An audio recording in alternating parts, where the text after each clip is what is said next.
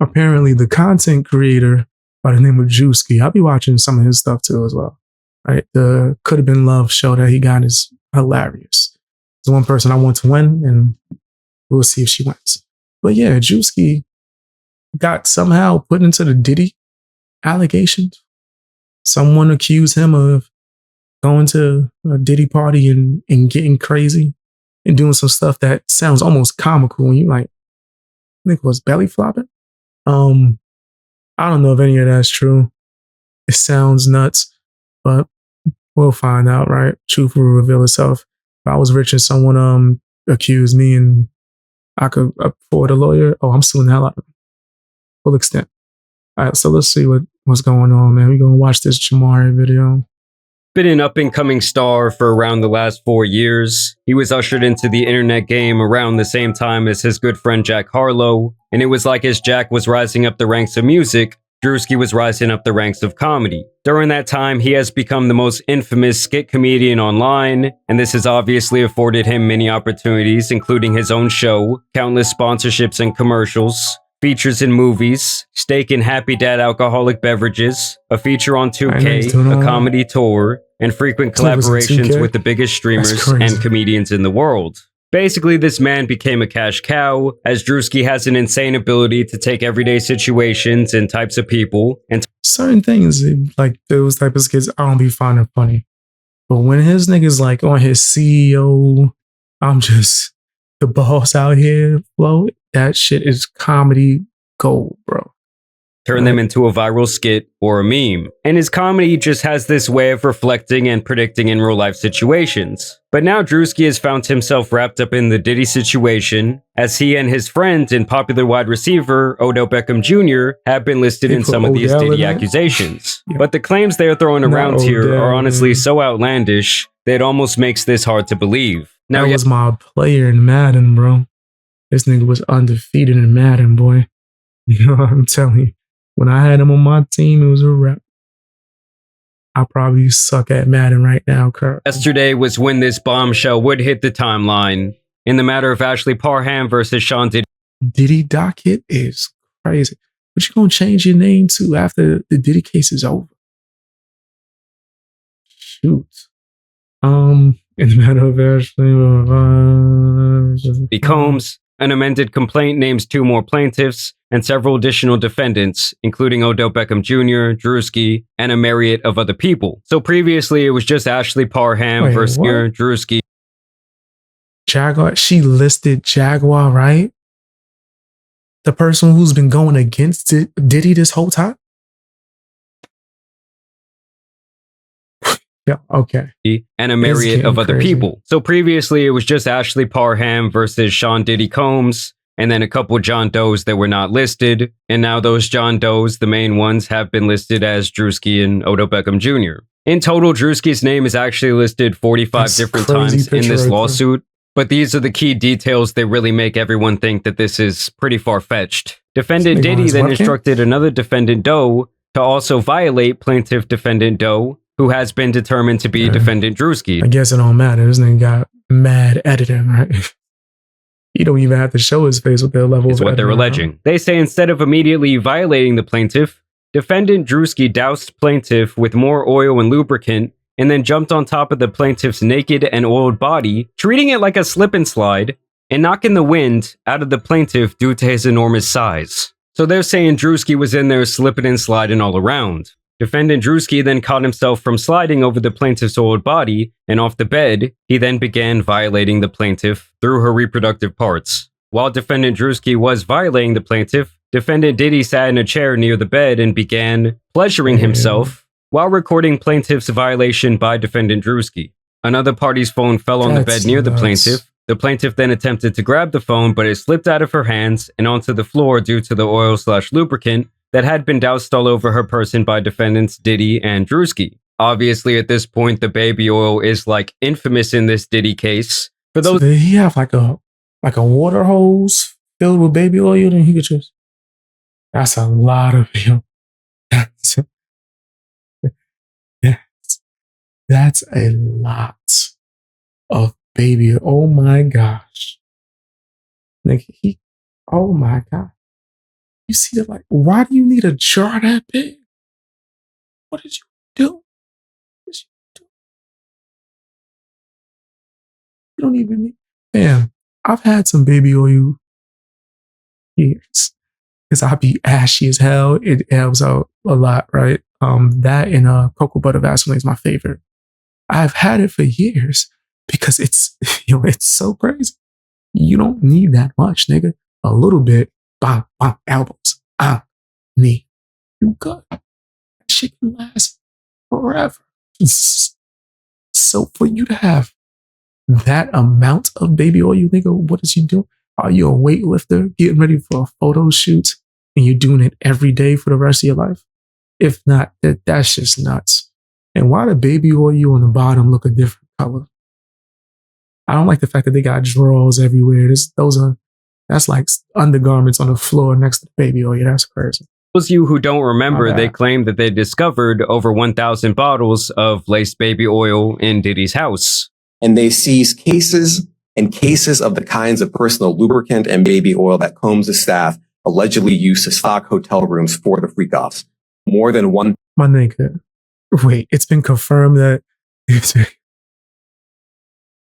Wait, it's been confirmed that there was stuff in the damn oil to us. That's not just the rumor. Okay, I didn't know the investigation actually was like. It was he about to go to court right now. Like, let's get these details, bro. 1,000 bottles altogether. Defendant Diddy began laughing at plaintiff's attempt to grab the phone. Throughout this violent gang violation, defendant Diddy made constant belittling remarks to plaintiff, including that he owned her now. When defendant Druski was finished violating the plaintiff, defendant KK entered the room to examine the condition of the plaintiff, who was barely able to move or control her bodily functions. And they say this is when they attached her to an IV and pretty much brought her back to life, made sure she wasn't going to die. And that was apparently when Diddy, Shane, who is apparently the man who introduced Diddy to... They had doctors on. You can't just take an IV and just... This person, KK, Odell, and Druski, then exited the residence to the backyard where they smoked marijuana and cigarettes. And so obviously this all had the internet going absolutely wild. Of course, people immediately started resurfacing old clips of Diddy hanging out with Druski. Don't mind if I... That's messed up because that was for a show that he had. I remember there was a YouTube series that he had where he was pretty much doing remember MTV Cribs, right? But it would be Druski. Druski would sneak into your house and then you would kick him out. But he'd be like, wait, before you kick me out, show me your house. Show me the mansion. And then the rapper or singer would go on a tour with Druski and then kick him out the house. I remember this one, right? Before he even plays it, I remember it because I think he's drinking P. Diddy's alcohol and Diddy comes in and stares at him in a real awkward way. I do.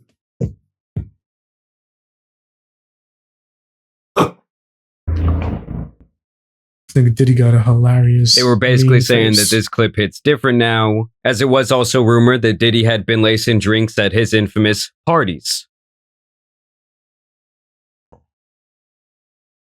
I wouldn't. Oh.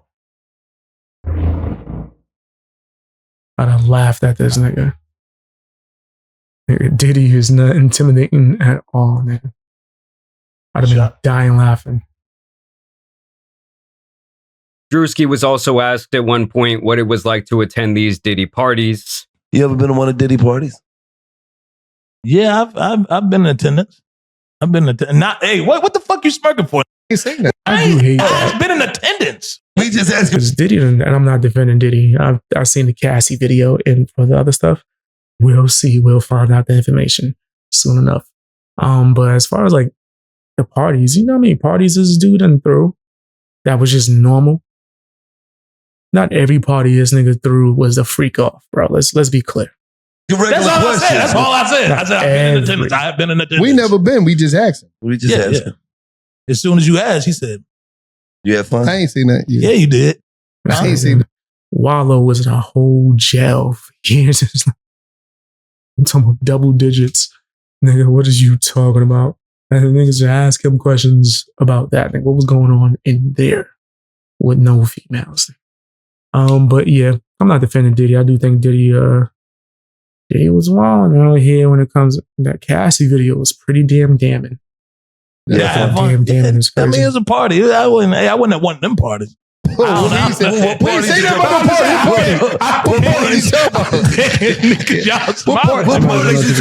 I have been in attendance at a puff party. You know what I'm saying? I've been in attendance. Yeah, I went. Yeah. The party I went to, it was girls turn up, you know what I'm saying? The regular, you know what I mean? Other celebrities and shit. Yeah. That's what you do. Now, obviously, Druski does like to troll. Yes, his body language became a little bit uncomfortable, but you do have to keep in mind that thousands of different people have been to these Diddy parties, allegedly. And obviously, when they're all asked about it, they all say, well, you know, I went to the Diddy party, but I didn't go to like the Diddy party, like the behind the doors party that was going on. So then I started questioning, well, what was Diddy's real relationship with Druski? Cameras, right? Like these are cameras where we're seeing the footage.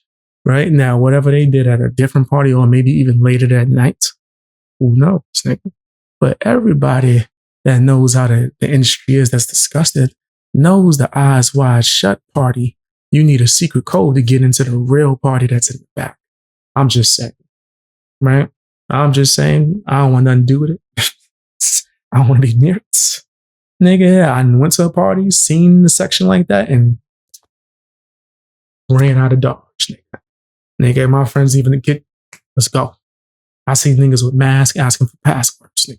Let's go. Druski. And as you guys can see here, back in 2021, Druski did have this show called Sneaking In with Druski. And upon further inspection, you can see that this was airing on Revolt, which was a media network that was primarily owned and founded by Sean Diddy Combs. And although he no longer owns any shares, it was a whole show where pretty much it was like MTV Cribs.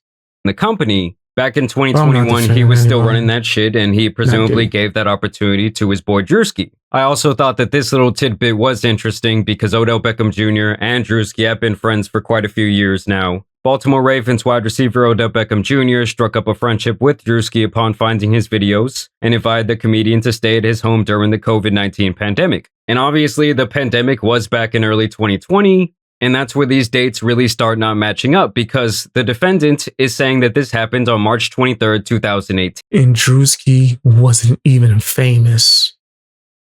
Druski wasn't even famous in 2018, bro. Way before Druski was even remotely famous or known online, where the defendant says that this guy Shane invited the plaintiff over to his home to assist him with his cancer medications because he stated he was weak and unable to open his medications. She says upon her arrival that this guy Shane wanted to give her a ride in his new car, and she says this is when this guy Shane pretty much set her up for the violation that allegedly involved Diddy, Druski, and OBJ.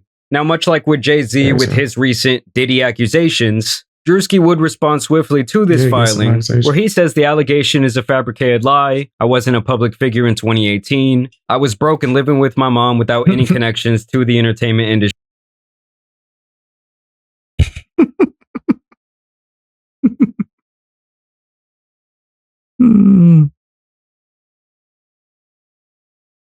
At the time of this allegation, so the inclusion of my name is truly outlandish. My heart breaks for actual victims of abuse, but I'm fully confident that the evidence will expose this falsehood and the individuals who are maliciously trying to game the legal system to peddle false narratives. So he kind of has the same stance that Jay-Z had back a couple months ago, saying this whole thing is a bunch of bullshit and the timeline isn't even really adding up. And of course, when something like this comes out, you're going to have a lot of people running with the story. Like this tweet that went viral where this girl says, I can't believe hashtag Odell Beckham Jr. and hashtag Druski are in this new Diddy lawsuit taking turns violating this girl. Wow. You had other popular hip hop and media pages saying Druski did what? The same sentiment is shared here, ironically including this misinformation meme. I swear, man, I hate the internet. I hate people in general, and the internet gives people freedom to do the most disgusting things without consequences. So in general, the way a rumor or gossip spreads like wildfire without people clarifying, and we don't know this is true. Like, he did what? We don't know if it's true, but already you put him in that label. All right. That's what ruined Michael Jackson. Right, or kind of like brought him down a few. Then you had people using Druski's own skits against him, like this guy who says there's no way that this Druski shit is real. Shit! Basically saying that was Druski's reaction to this information. Another user says Druski after someone didn't give him consent. This guy specifically seems to really be leading the charge when it comes to these Druski jokes about this very serious situation. He says Druski's lawyer right now. We got good and bad news. Good news, we got your payment, buddy. Bad news, they gave you life. Sayonara. So yeah, it's just crazy to see this guy's own skits and various statements being used against him at this point, even if it is a joke. People love you until someone gives them any form of excuse to hate you. Look at angry man reactions. Oh my gosh, I felt so bad about that. What happened to him? Pretty much he was a TikToker that was famous for being extremely positive, friendly, never bothering nobody. Someone put out false allegations, and all these media companies and news outlets and YouTubers and all that, they started talking about it and making it seem like it was real. He lost everything. He's a TikToker. TikTokers make their money off of sponsorships mostly. He lost every single sponsorship.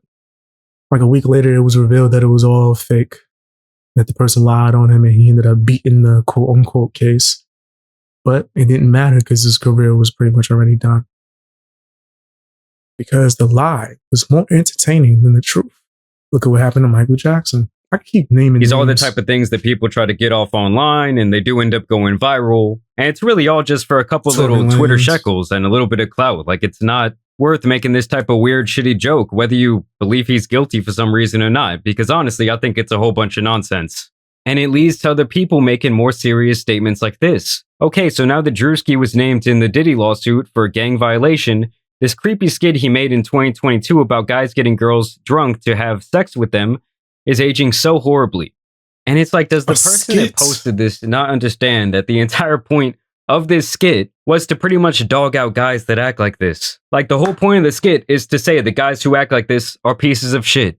Now, here is a clip from 4 months ago of this news network and of the lawyer representing this woman, Ashley Parham, in this case, and now these other two Jane Does, speaking on behalf of her client and the entire situation. Well, her attorney says she was in her 30s at the time of this alleged violent attack. It happened just about half a mile away from the Orinda police station here in a quiet neighborhood about 6 years ago. So yeah, 6 years ago, long before Druski was known at all. Ashley Parham says in 2018, Diddy and his entourage violently gangbang-styled her in Orinda. Her attorney, Ariel Mitchell, says it all started when she met a man named Shane Pierce at a bar in Contra Costa County, who began a FaceTime call with Diddy. She actually made a quip about Mr. Combs having something to do, that she didn't like him because he had something to do with Tupac's murder. The lawsuit says Parham believed Pierce invited her over to set her up to be arrested by Diddy. The Contra Costa County Sheriff's Office told us in a statement, a report was taken on March 23rd, 2018. We take these cases seriously, and detectives thoroughly investigated the accusations. It was later determined the claims were unfounded. And that does make things a little bit more interesting for me because... So this was investigated in 2018. We took the accusations. Later determined the claims were unfounded. That's crazy, bro. Come on. Now, hey, let's bring this up now. Obviously, a legitimate report was made at that time, but even back then, the police say, well, we found no wrongdoing. As a matter of fact, they're saying we don't believe this ever even happened. She also reported the incident to Walnut Creek Police and Orinda Police without naming Diddy, as she felt she would not be believed. The woman who lives there confirms Pierce lived there, but that he was too sick with cancer and ALS to have done it. So she made this report, but then she didn't even say any of the names, and not even Diddy? So you can't even confirm that? Yo, bro, come on. You can't even confirm that she made the report on Druski. Is this a civil case that she's suing him for? She also says Pierce did not know Diddy. So they're saying this guy has not only cancer, but also ALS. Now, if I really want to get into my conspiracy bag, I wanted to note here that I think that this all could just be a mastermind smokescreen being set by Diddy and his legal team. It's like Pokemon, okay? The accuracy goes down once you set the smokescreen. Because recently, the case against Jay-Z has been dropped without prejudice, which I believe means that they cannot, try to bring it back up in court. They cannot try and try Jay-Z again for the same thing. Obviously, there was a lot of holes in the timeline of that story. The accuser's own father said that he doesn't remember any of that taking place. And overall, the timeline and the series of events, especially when she came out on that news segment, just really were not. Yeah, it's really disgusting. The accusations could just go out like that, and anyone will give that ish wings. They will platform and they will let it fly. Adding up. And when the decision by the judge was made public and that entire thing was dismissed, Sean Combs' legal team would put out this statement. Today's complete dismissal by the 1-800 attorney is yet another confirmation that these lawsuits are built on falsehoods, not facts. For months, we have seen case after case filed by individuals hiding behind anonymity, pushed forward by an attorney more focused on media headlines than legal merit. Just like this claim, the others will fall apart because there is no truth to them. Sean Combs has never essayed or trafficked anyone, man or woman, adult or minor. No number of lawsuits, sensationalized allegations, or media theatrics will change that reality. We will continue to fight these baseless claims and hold those responsible for these false claims. This is just the first of many that will not hold up in the court of law. And that's why I have the feeling that this entire thing is a bit of a smokescreen. Because if you have enough of these outrageous allegations coming out, it allows you to kind of start poking holes and giving a little bit of reasonable doubt to accusations that could actually be legit. And it's like the more outlandish they get, like describing Druski as using her as a slip and slide, and then the timeline not adding up at all, it just hurts the case for people who are possibly actual victims of abuse at the hands of P. Diddy. And at this point, it's like Diddy seems so seemingly stuck in this corner that it's like that's all they can do to kind of like all. That picture look funny as hell, nigga. He over there just sitting there mad in the mother of her. To the public perception a little bit. And as these cases start getting knocked down and dismissed, it kind of starts the social programming and people start to think, well, maybe these other things aren't real either. And obviously on the other end of the spectrum, you're going to have a whole bunch of people just bringing up false claims because they want a payday, they want a settlement. It's just the way they describe the entire series of events just seems a little bit too outlandish for me personally to believe. I watch too much reality TV, bro. That's what that means. I was able to spot out a reality TV stuff. Anyway, I think it's crazy. I don't know if it's true or not. If I had to just give an educated guess, and I'm not a detective, nor have I did a full investigation, but based on what I heard, it seems really iffy. Tell me what you think in the comment section.